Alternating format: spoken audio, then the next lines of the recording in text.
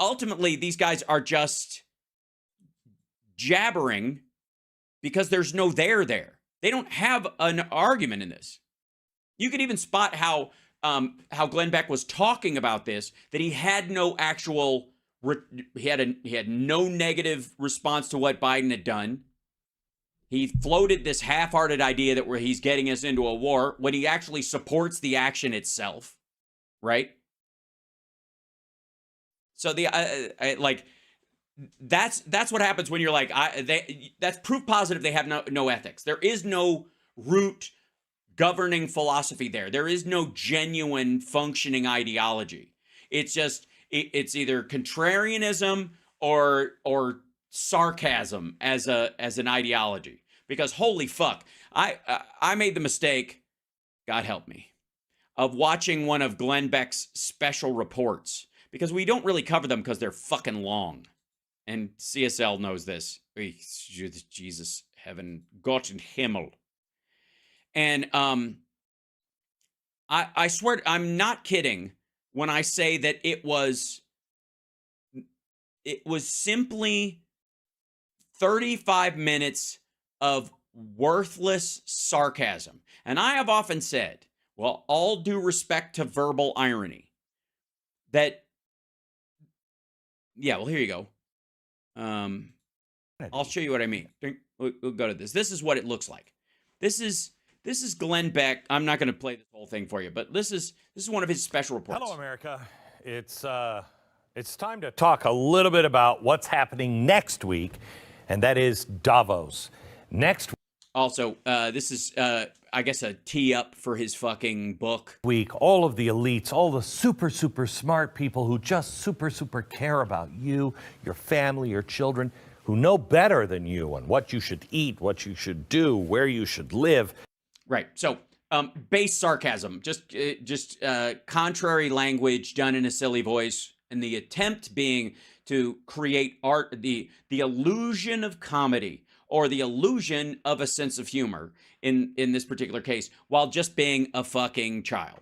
How many carbon units you should be allowed to have, all of those great things. They're meeting next week, and their topic, the theme of this is rebuilding trust. Because somehow or another. See, it goes on like this. Here, look. Lying to us, they're trying to... But these people are filling your head with nonsense. And the world is going in such great directions right now. I mean... And let me be abundantly clear. Sometimes I catch shit for my attitude towards sarcasm. And let me explain something to you. Verbal irony is the crafting of language in an alternative way to the reality or the circumstance to point out the absurdity of that particular thing. And it is a very distinct functional comedic endeavor. Sarcasm is just the anti-gainsaying of whatever the person's saying. And it's effectively, I grew up around it in the South all the time. And it's literally when people go, oh, that's great. Or like, real good. Like, that's sarcasm. That's the root of sarcasm. And it is very base and not funny. Not funny in the professional sense. Not funny in the sales of the sale of an idea sense, where you're worth watching or doing it. It's just get some jokes, tell some jokes, perform some jokes. This just because this ain't funny. This is just anybody can on a fucking bus in Kentucky will do this. Yes, it offends me as a comedian. Absolutely. You don't have a worry in the world, do you? See what I mean? Like, this is and like it's 30 minutes. Look how long this fucking thing is. I'm not gonna play the whole thing. I watched this whole fucking thing innocently believing that at some point it might kick in and turn into an actual goddamn conversation or a piece of information. It wasn't. It's a half hour of this going, well, that's terrible. Well, actually, it was more like, that's great, isn't it? It's wonderful how they just want to help us all. Like, it was a fucking nonstop. And then, see if I can show you in the middle of this shit. Where is it? I play clips, and then he responds. Where is it? It's earlier in this. Hold on.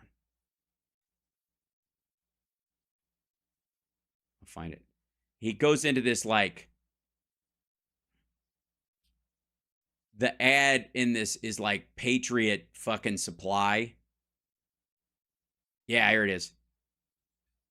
This should give you an indication of just how genuinely full of shit this one. To the United States. Now we're going to do a full show on it. I'll tell you in just a second. First, let me tell you about my Patriot Supply. Okay, so 18 minutes and 31 seconds into this horse shit, he does an ad for fucking prepper food. It's hard to know if an emergency is going to occur. I mean, what could go wrong? Right? Can you? It's like it's like buying a car with one gear. I take it being loaned a car with one gear. I would never fucking buy this. Whether it's something happening directly to you, something in your region, even something in your region nationwide, or God forbid, something global, what could that be?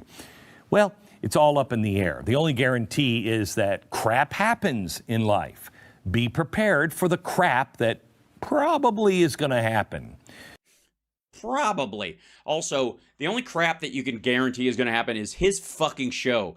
God damn, I hate these assholes that are like, his entire, yeah, I don't know if it's his entire ethic, because I don't actually know what this fucker believes, but I do know his entire business model is based on paranoia. This is just like gin up paranoia amongst a certain section of the segment of the population, and then sell them prepper food. Well beforehand, you need to be prepared. That's why my Patriot Supply is so incredibly important. My Patriot Supply. What can you imagine being such an asshole that you need like that your earthquake or your hurricane food, because that's really, if you're gonna use any of this shit, that's what you're gonna use it for. That to call it that it has to be called my Patriot Supply, like it's a Chinese hurricane. They help you prepare for the worst ahead, hoping for the best, but just being prepared so it doesn't have to be the worst for you and your family. No, if it's the end times and I'm just living there, happy as can be. Hold on, I think we have a Patriot Supply user on the line. Let's go to him right now. You're goddamn right, man. I got me some. Listen here. I got me some Patriot Supply. I had a coupon. It's not important. Okay. So I was at a truck stop. It was a come and go outside of Des Moines, Iowa. Don't ask, don't tell. Anyways, so I'm leg wrestling this feller, and he tells me he works for the Blaze or something, and he tries to stiff me on the $150 that I beat him out of him in that leg wrestling contest, and he offers me a bunch of fucking pieces of paper with promo codes on them from the fucking Blaze to get me some 40% off of some My Patriot Supply, whatever. And so I'm like, all right, you know what? He doesn't know it, but I picked his wallet when he was leaving. So I used the money that he had on him and his credit card, and I ordered it using the fuck Jesus promo code that I don't know why it's weird, but that's what it was. And anyways, so I order a bunch of stuff from My Patriot Supply. It arrives, and it's fucking majestic. That's the only word I can come up with. It's fucking majestic. It was just a sight to see. These wonderful, glorious blue paint buckets sealed shut by the finest American craftsmanship and hot glue that you could find this side of the fucking Mississippi. And I got to tell you, part of me in my heart, it was telling me to wait for an emergency, Fecus. And I was like, but it looks so shiny. So, all right, I saved 6 of the tubs for later. I buried them under the house, along with my, what I would effectively call my John Wick kit. Although it's not nearly as shiny and contains no gold coins. It has those chocolate coins or whatever, but they look so good, man. They're supposed to keep. So anyways, so I buried the rest of them. I got one of these tubs, and I'm like, oh, what's in this one?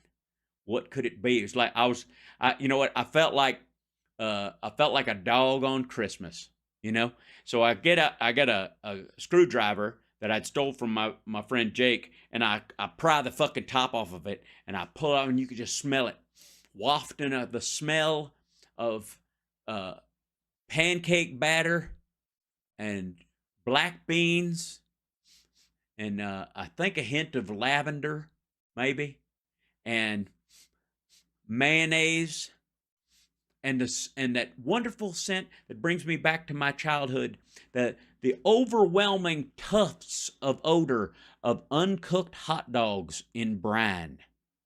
And I pull out the instructions, which are wet, but I don't let that bother me. And I get myself a paint stir, and I'm reading these things and mushing it all up and that kind of stuff. And then I put it on. I build a nice fire outside. I put the whole bucket on top of that, just all them sausages and the pancake batter and the packet of the bouillon cubes and the vanilla, and I believe some peach cobbler MREs that are in there. I'm just souping it all up and turning it and souping it and turning it like that thing. And just at one point, I got in between. I don't have much of a gag reflex, quite frankly. I have to force it sometimes.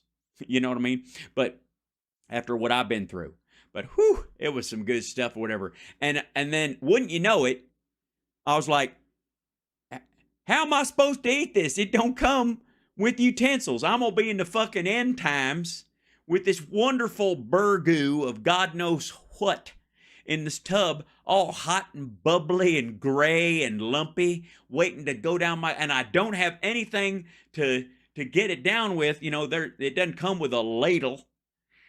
So what I decided to do was, before it got too goddamn hot, is I decided to Kwai-Chang cane that motherfucker and just stick my arms on either side of it and just let it burn that My Patriot Supply into both of my forearms. Still got them burns to this day. And then I hold it up like that, glug, glug, glug, glug, glug, glug, just it's sloshing all down me, and occasionally a hot dog bounces off my nose and stuff. It's just, the whole thing was a pleasurable experience. And quite frankly, after about the first half gallon, I don't remember much.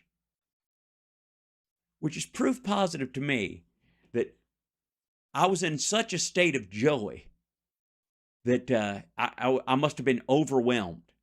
Anyways, after they pumped my stomach and they let me out of the hospital, and of course I realized that I'd been in a coma for 2.5 years, and they put me in, I think it was a chemically induced coma. I think technically because of what was in the My Patriot Supply food, it was technically, they called it a chemically induced coma, even though it weren't. I woke up 2.5 years later, and they were like, wow, we're surprised you're alive and that you're just as smart as before you went in. So I was not disappointed. And it was a mere 6.5 hours later that I found myself scrambling to the outhouse. And wouldn't you know it, there was some of that patriotism still gurgling around inside me that wanted to be free again. And anyways, long story short, we had to burn down the outhouse. And scene. Sometimes he just goes. I don't know what he's going to say.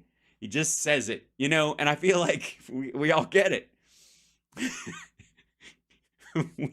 we all get it. Oh, yeah. It's a true story. True story. So, I'm sorry. So, anyways. Get started today by going to mypatriotsupply.com. No, I won't do it. I had a friend of mine who went through something terrible. I can't do it. I'm sorry. And I wouldn't buy something called My Patriot Supply from some dude who looks like he skulks around a library trying to skeeve up on teenagers while drinking, his 9th milkshake of the day. I think it's bad. It's a bad idea.